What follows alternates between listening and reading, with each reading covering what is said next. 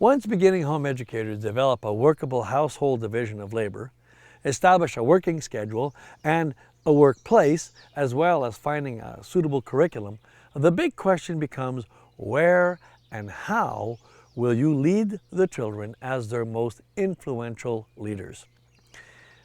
We addressed that question in an earlier version of the series and came to the conclusion that the best place to lead them was to the omniscient, omnipotent, omnipresent God who ultimately has not only the authority, but a clear vision of the future we can only see dimly.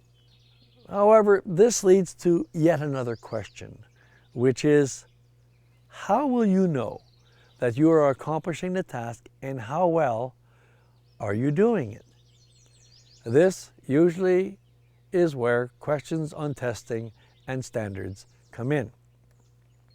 Anyone who has given testing some serious thought will realize that it is one of life's guarantees. Hardly a day goes by when we have not been tested in some way. Testing, as in determining if the children have understood the concept, is fine, but one must remember that this is also a school-based practice.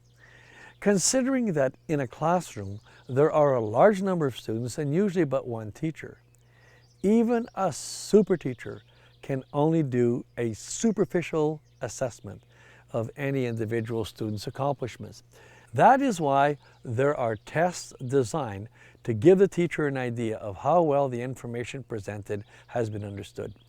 The problem is, even if a student can repeat a concept, it does not mean he or she understands it and knows how to apply it in real life. Also to be considered is the question of whether a good mark indicates a good understanding or simply good memorization and/or test writing skills. My personal experience in the classroom has shown that when the identical test is given a few days later, there is usually a reduction in grades. Clearly good memorizers can easily become good forgetters. So in my opinion, test marks are not a really good indicator of competence or proficiency. A student learning at home is not in a classroom and does not have to share the attention of the teacher with a couple dozen other students. Likewise, a teacher in a home does not have to spread her efforts among a classroom full of students. Therefore, testing is not necessary in a home education, as the parents can directly observe whether the child has mastered the concept or not. Of even greater concern for most parents still overcoming their school-based thinking is the whole question of meeting standards. Are the children where they are supposed to be? Are they ahead or behind, better or worse than the average? This issue becomes a non-issue when a simple question is asked. Ahead or behind or better or worse than what? Neither government, schools, nor teachers can clearly define or demonstrate what standards are for education, aside from expecting everyone to do the same thing at the same time. Standards are a myth.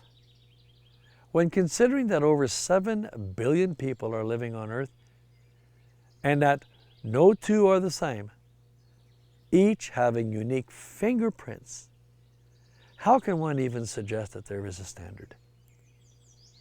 Chasing after an average is also futile, as that is entirely dependent on the group being averaged.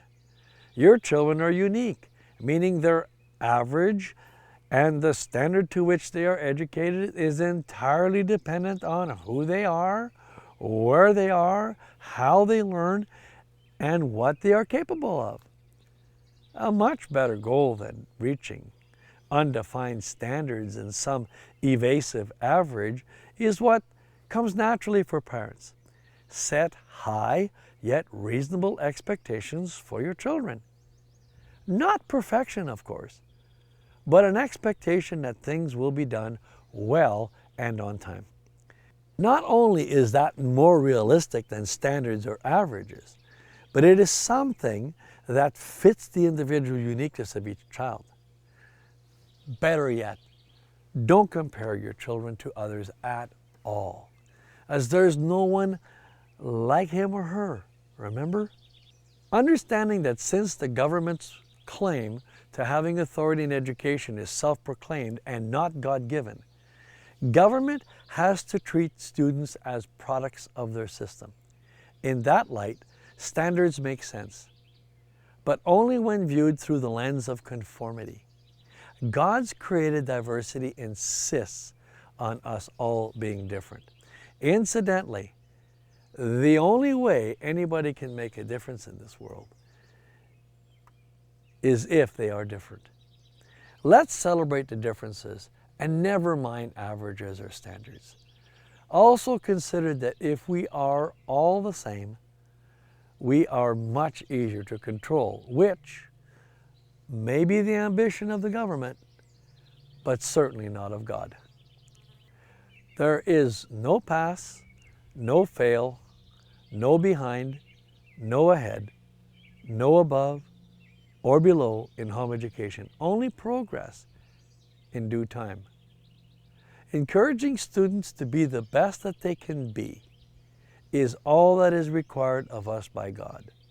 Certainly, that is sufficient for our children.